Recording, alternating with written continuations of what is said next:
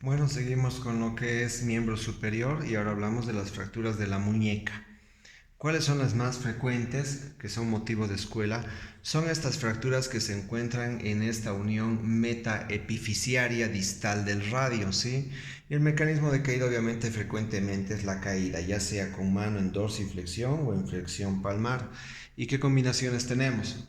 Lo clásico con mano en caída en dorsiflexión tenemos la que es la fractura de Poteau-Coles. ¿Y en qué, cómo se caracteriza Poteau-Coles?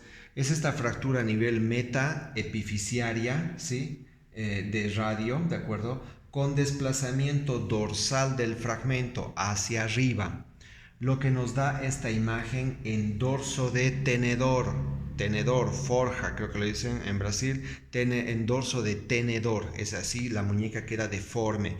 Voy a subir luego algunos videos al grupo, ¿sí?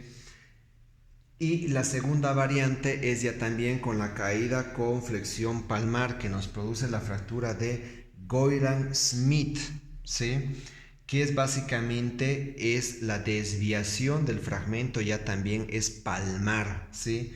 Y acá nos da la imagen en dorso de bayoneta. La bayoneta, recordemos que es este cuchillo que va al final de un fusil de asalto, qué sé yo, que tiene esta imagen de ir y bajar abruptamente, dorso de bayoneta. Eso es lo clásico acá, ¿sí?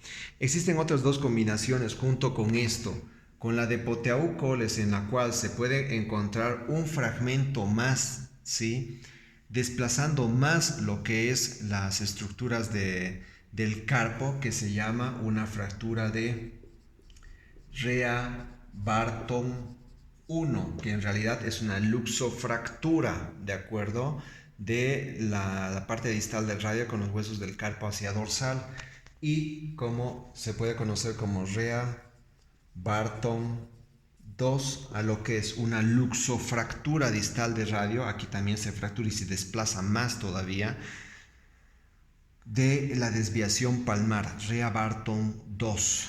Entonces, generalmente todas estas lesiones, de acuerdo, estamos hablando de muñeca, entonces normalmente son quirúrgicas, deben reconstruirse por la función de la muñeca, ¿sí? Con técnicas mínimamente invasivas, hay placas, hay técnicas de osteodesis con clavitos. Rara vez se intenta solo ya manipulación y la colocación de un yeso, pero recordemos la combinación de las lesiones, ¿de acuerdo? ¿Qué combinación a continuación es muy frecuente en muñeca? Y por eso recalqué obviamente los huesos que se componen del carpo. ¿Cuáles son?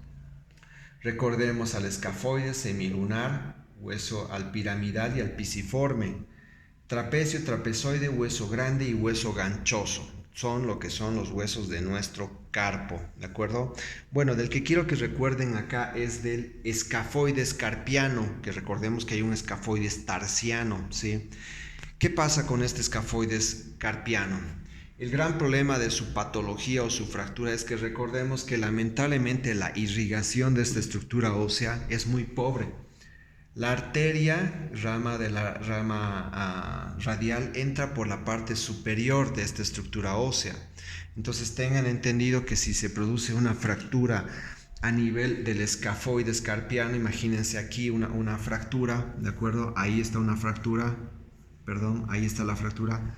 La gran complicación de una lesión de escafoides carpiano es la necrosis avascular. Quiere decir que este escafoides carpiano se necrosa, se muere, no hay más escafoides carpiano.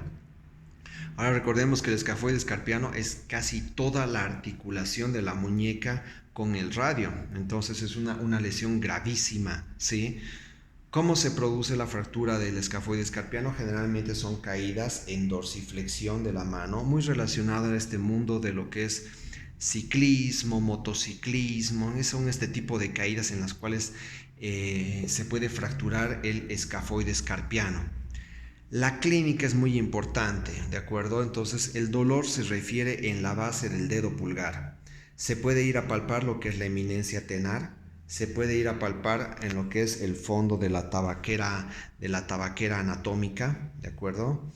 Ahí está la tabaquera anatómica, perdón, si no puedo escribir la tabaquera anatómica, revisen la anatomía, ¿sí?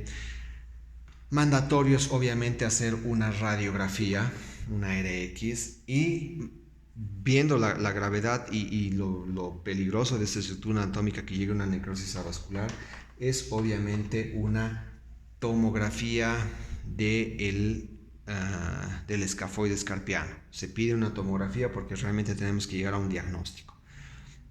¿Cómo se trata? Por supuesto que es 100% quirúrgica, hablando de la función de la muñeca, ¿de acuerdo? Entonces se pone un tornillo muy especializado, un tornillo que fue el primer diseño, se llama un tornillo de Hebert, ¿de acuerdo? O hoy en día se habla de un tornillo que se llama el HCS, ¿sí? Es un tornillo específico, pero que se oculta, se pierde dentro de este pequeño huesito del escafoides carpiano, que como están viendo es muy importante y importante de llegar a un diagnóstico para su tratamiento.